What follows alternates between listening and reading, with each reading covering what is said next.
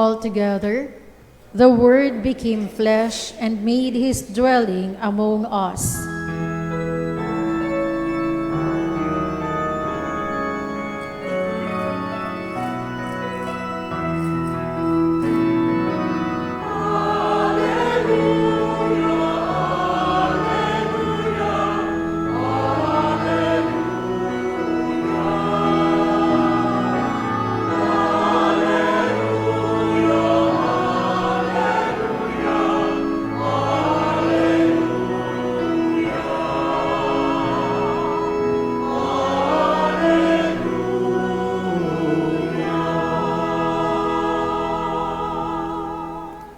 The Lord be with you. And with your spirit. A reading from the Holy Gospel according to Matthew.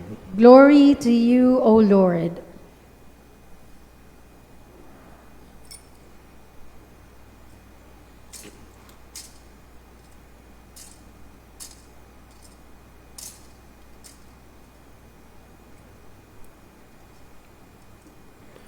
The disciples approached Jesus and said, "Who is the greatest in the kingdom of heaven?" He called a child over, placed it in their midst, and said, "Amen, I say to you, unless you turn and become like children, you will not enter the kingdom of heaven. Whoever humbles himself like this child is the greatest in the kingdom of heaven. And whoever receives one child such as these in my name receives me. See that you do not despise one of these little ones, for I say to you that their angels in heaven always look upon the face of my heavenly Father." The Gospel of the Lord. Praise to you, Lord Jesus Christ.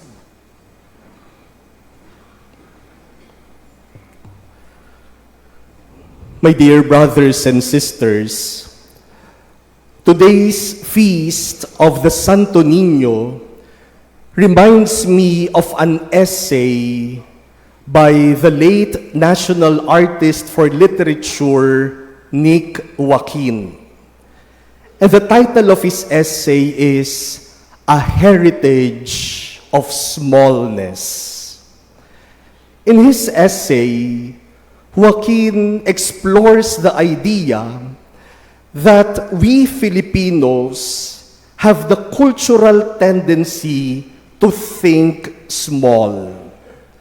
That we Filipinos has the cultural inclination to what is little, to what is immediate, to what is manageable, rather than to what is big, to what is grand, and to what is visionary.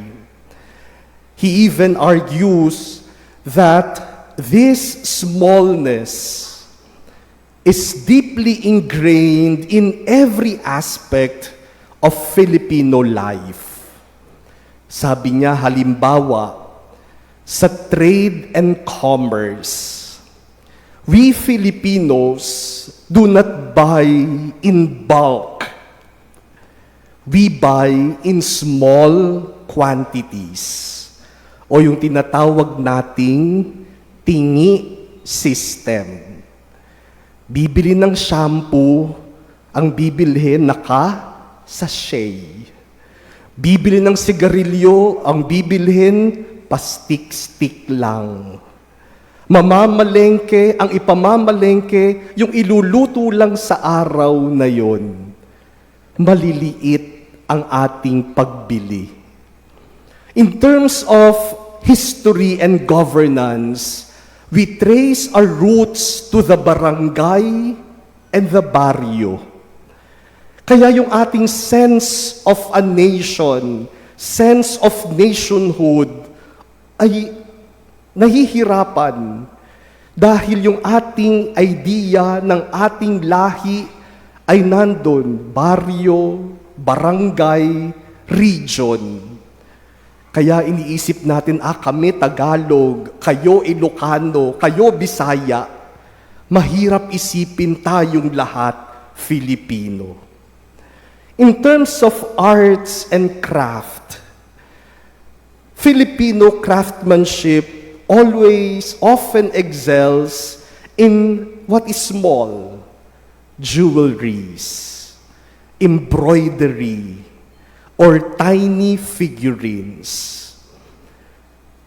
We also create from soft and easy-to-mold materials like clay and wood. Bihira ang Pilipinong gumagawa ng sculpture mula sa bato o sa marble kasi matigas na yan, mahirap. And so it seems that we have become comfortable to what is small.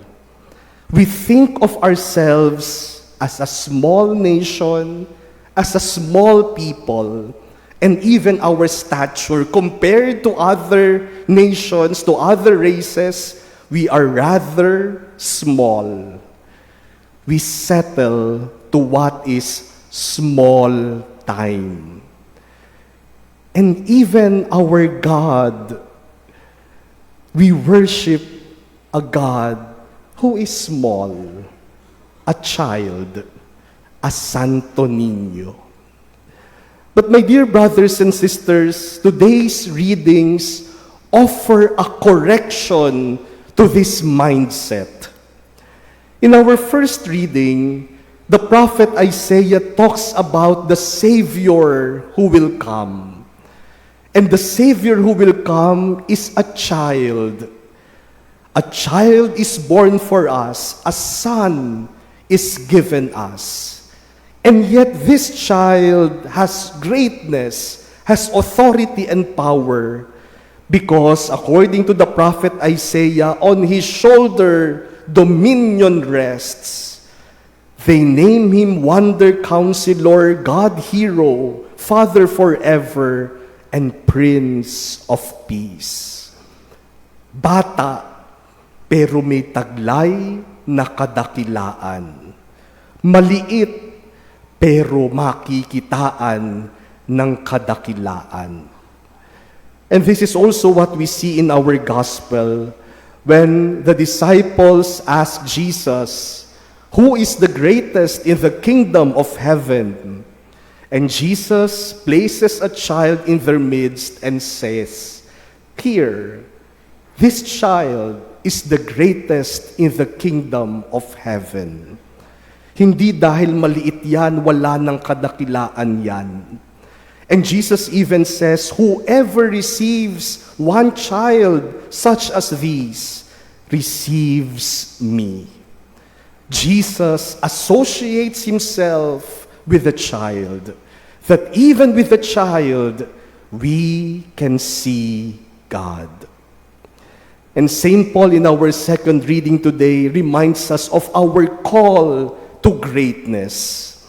We may be children of God, but our greatness does not depend on our size or wealth or power.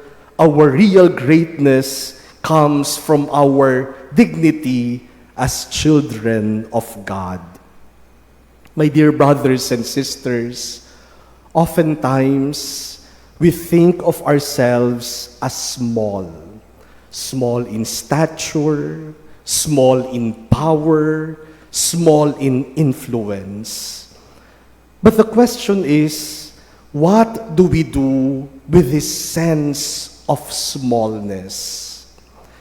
The danger is when we use our smallness as an excuse for mediocrity, as an excuse for the lack of vision, and as an excuse to settle for less than what we are called to be.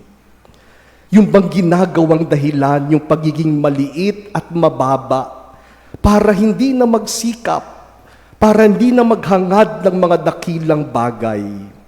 The Santo Niño challenges that mindset. If God could come to us as a child in order to save us, if God can work our salvation through littleness, then our being small can never be an excuse for not striving for greatness. Let us not allow our being little, our age, our poverty, our stature to hinder us from becoming great Filipinos and from becoming great Christians. Huwag nating idahilan yung ating pagiging maliit. Hindi dahilan yan para maghangad ng mga dakilang bagay para sa ating sarili, sa ating kapwa, at sa ating bayan, sa ating mundo. Because God can use little people and little things to reveal His greatness. God can always use little people and insignificant things in order to show us His glory. Our littleness does not condemn us to insignificance. Our littleness, when united with God, becomes the seed for greatness. Kaya kahit maliit at mababang tao, at kahit na nga isang ordinaryo at walang halagang bagay, kayang-kayang gamitin ng Diyos para ipakita sa atin ang Kanyang kadakilaan. You know, my dear brothers and sisters, I have shared with you a few Sundays ago that last October, I went to Poma, the very place where Our Lady of Hope appeared, and requested for a piece of stone. And I was given a piece of stone from the very apparition site of Our Lady. If you remember, about 3 Sundays ago, the feast of the Holy Family and the Thanksgiving for the closing of the Jubilee year, we publicly exposed for veneration this stone from Poma. At yan po palaging nandyan sa may pintuan ng ating chapel. Nandyan yung relief at nandyan yung bato. Yesterday, January 17, we celebrated the 155th anniversary of the apparition of Our Lady in Poma. Kasi po nagpakita siya January 17, 1871. Kaya kahapon, nagkaroon ng special mass at noontime to celebrate the anniversary of Mary's apparition. Before the mass, nandun po kami sa likod, tiningnan ko yung bato. At sabi sa akin ng mga staff natin, Father, may moist yung bato. Pagtingin ko, may moist nga, no, medyo blurred yung part, no, parang yan, yung picture na kinuna nila kahapon, merong moist sa loob. Kaya sabi ko, nako, dapat linisin yan, kasi may mga taong lalapit dyan pagkatapos ng misa. And then we started the Mass.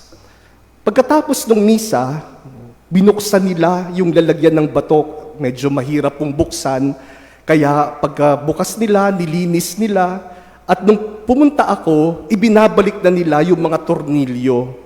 Sabi ko sa ating mga staff at security personnel, siguro dapat pag-aralan natin kung ano ang dapat gawin para hindi siya palaging nagmo-moist.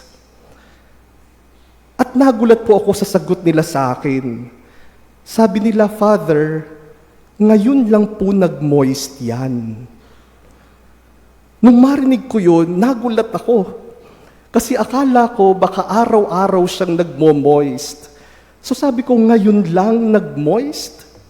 Sabi nila, opo, ngayon lang namin nakitang nag-moist. Hindi naman nililipat ng lugar, wala namang gumagalaw, araw-araw na nandyan. Pero kahapon, nag-moist. Sabi nila, Father, baka dahil anniversary ng apparition. Now, I am not saying that this is something supernatural. In fact, I was looking for a scientific explanation. Napa-research ako tungkol sa condensation. Paano bang nagkakaroon ng condensation? And even one of our chapel servants, who is a chemical engineer, said, "Sige, Father, pag-aaralan ko bakit nagkaganyan." Nakakapagtaka. Pagkatapos ng 3 linggo na nandyan siya, kahapon nag-moist. Kaya sabi ko, kung bukas walang moist, then this must be something. Kaya kaninang umaga, nung magbukas ang chapel, pinacheck ko kaagad, meron bang moist? At alam ninyo ang nakita nila? Merong moist.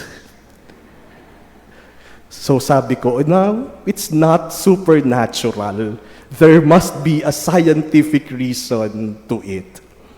But you know, my dear brothers and sisters, yesterday, for a brief moment, that little stone became a revelation of God's greatness through Mary. Nung hindi pa namin mahanapan ng paliwanag, yung maliit na bato, naging daan para maranasan ang kadakilaan ng Diyos.